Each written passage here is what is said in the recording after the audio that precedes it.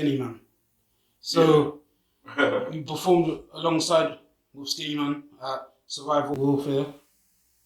How did it feel when you were shouted out onto the stage and came up and performed next to him? That's something I'm always going to remember for the rest of my life. And someone that I respect, what he's done for the UK hip hop scene and the introduction to the UK hip hop scene, that's also inspired me over the years. So to actually be on stage and get a big up and for him to kind of let me know that, that I sparkled some fire back into him again, that meant the world to me because, he's definitely in my top 5, top 10. Do you know what I mean? Without a question.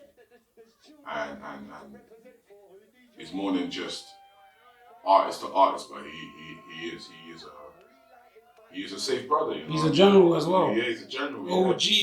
Yeah. Yeah. So all of that meant a lot to me. The fact that he got on the record with me, he came to the video shoot, and that was done. And he also brought me and Kiara, Cassandra, on his headline show. So yeah, man, big up to Skinny Man. What do you think it means to Skinny Man though, working with like new school artists? I think it means a lot to him, and I think Skinny's always been the type of person that always gave back. If you kind of go back to his catalogue, even when he had Mudfam, he had people like Supernova. Supernova's now known as Nova Flip. Like he was like a younger artist coming out of North London. So I think it means the world to him because obviously like when you're considered as like a veteran or an OG in the game, sometimes people kind of feel like they always try to remind you of your old stuff, and it's great that they admire your old stuff. But when you come with some new stuff, I think it's appreciated as well to let you know that you're able to kind of climb up different ladders. So I think I can't say too much for how he may see it, but from a perspective, just on the outside looking, I think he acknowledges and appreciates the fact that artists like myself can reach out to him and tell him that, yeah, I want a Skinny Man verse. Do you know what I mean? And to me, when I heard Survival Warfare, the first thing that came to my mind was Cancer State of Mind. I was thinking it's not exactly the same song, but it's similar. Because when you think of Survival Warfare, it's about survival. And especially the song from the album, Cancer State of Mind, you kind of remember when he was talking about all sorts of different things that was going on in the cancer state. So for me to come back in 2019, that was done 2019. Yeah.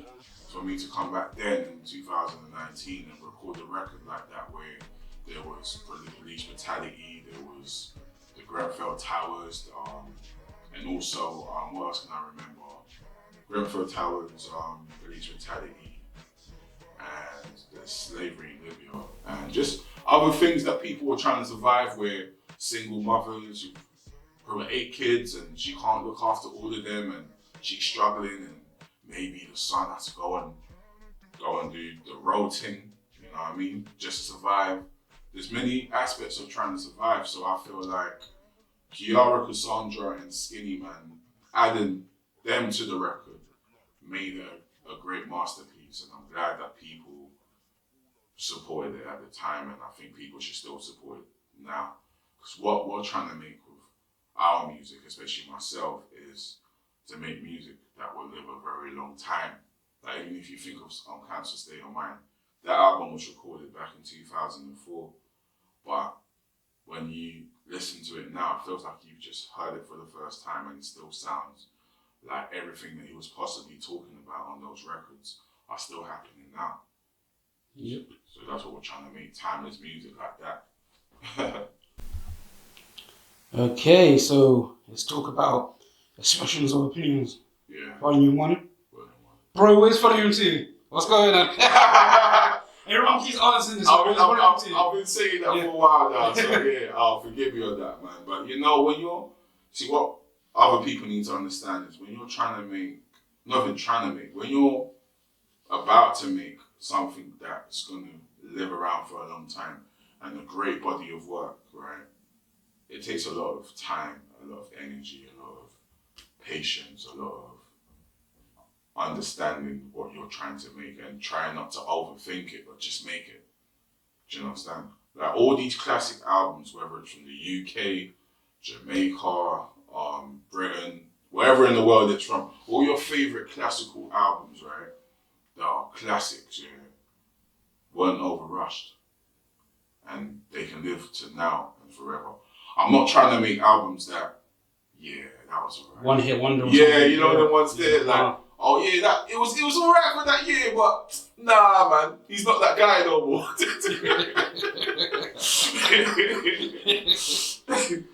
he had some bars though, but I think nah, that was then. Now this is now. Like, let's move on. I want people to be able to go back. I'll be grateful for people to say to me, "Oh, you know what, man? The album's still hard, you know." No, it is. Yeah. People say it like they're waiting for like. That's the thing when you do like part 1 to something. Yeah. They're always waiting for the part 2. That's and right. some artists just get caught up or just like just like the energy's not there no more. They don't want to do it or they want to move on to the next project. It's just so easy. Yeah. Like sometimes you might fall out with certain producers or certain other artists, and that can't happen. Yeah. People don't understand, man. But but no, that's the reason why it's taken this long. Yeah. And obviously, like just dealing with life itself and just certain things can sometimes hold you back. You gotta take a step back and take a step forward. I believe it actually got you some radio interviews. Yeah, it did. What do you mean? What, the Expressions 1 or? Expressions 1, yeah. It did. I got played on Post 88, DJ Dange, Represent Radio, with Tanika Tan. There's probably other radio stations I'm forgetting. Itch FM with DJ Sammy J, Sweetly on World FM, which is based in my hometown, Sydenham. So so I'm probably missing out a few DJs' names because there were so many radio stations that were supporting. So big up. What do you think it means to an artist to actually get onto radio? Is that a big thing? I think it still is a big thing, whether it's mainstream or whether it's underground. I think it's just like appreciation of hard work and blood, sweat and tears that you put into your records. No one really knows what the artist is possibly going through when he's writing those records. Do you know what I mean? Maybe someone died in his family or he lost a friend, or maybe he's depressed, or maybe he's not even none of those things. Maybe he's having a good time in his life. He's so over the moon that, and when a DJ plays a record on radio, it lets you know that I've kind of let the cat out of the bag now. You know what I mean? Like, you don't have to be in the bag no more. You know what I mean? That's what it means. When it's put on mainstream radio as well, it's almost like you feel like you've sort of made it.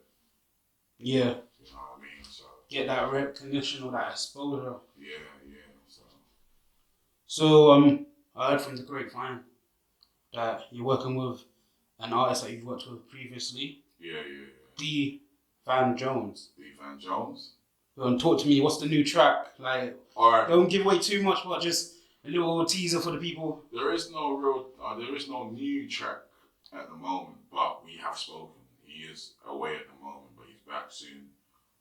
And I know the last time I said that he went to Jamaica. Imagine that 2 years ago. He went to Jamaica. He's in Jamaica again, but he's gonna be back. So when he comes back, we speak all the time, and he's ready. So now that he's ready and I'm ready, I've always been ready. But when he's ready, I think this is gonna be great because we have a lot of living to do. You've got a lot of living to do and a lot of different experiences and different things that's happened in your life. You're able to talk about different things. And growth is definitely important. So the fact that we call it grown folks. Yeah. Wow, you know what I mean? That's it, next level. Trust me. How was it to work with Van D. Van Jones? No, he's a great artist, man. I think he doesn't get the recognition he deserves, but I think he's sick. Like, this guy's talented, very talented. He does more than just sing, but trust me, he's hard. Like, even down to how he records his music. Pretty much most of the time when he records he doesn't even write anything down. Like, it just comes to him Naturally, yeah. naturally. So to me, he's definitely an artist that, you know what I'm saying. Just born with the gift, just like that. Just yeah. I forgot to obviously say, like, this is before you asked me this. You're asking me about different artists that I listen to. I think there's this guy called Nix. He's fire, man. He reminds me of like DMX, but in a different way. And obviously, I've said this before, but obviously, Boy Nash as well. We got this song called Gotham, which is out at the moment. I've been listening to that a lot. And I'm part of a team called Just Terrific Music. So it's a collective of artists coming together and just doing our own thing, not waiting on no labels, kind of just taking music matters into our own hands and doing our thing. So yeah, those are the artists that I listen to. Razor as well. When Razor dropped Diamond in the Rough, that album was dope. So yeah, those are the other artists. I don't just listen to big artists, like mainstream artists. I listen to underground artists. Because sometimes underground artists are even better than the mainstream. 100%. I think mainstreams like they can be more controlled of what they put out to the public. Yeah. That's probably why. That's why. You know, underground you can be a bit more raw and. Yeah. So those are the artists that I listen to. You know what I'm saying? Like, so yeah, I think there's this girl called Talifa. No, I haven't heard. You need to check her out. She's fire, man. Yeah. Talifa. What kind of style? Her style is almost like, I think, obviously Miss Banks has gone a bit more commercial now, but she can still spit bars when she wants to. She always spits bars. I'm not trying to discredit her, but I think it's more of a thing where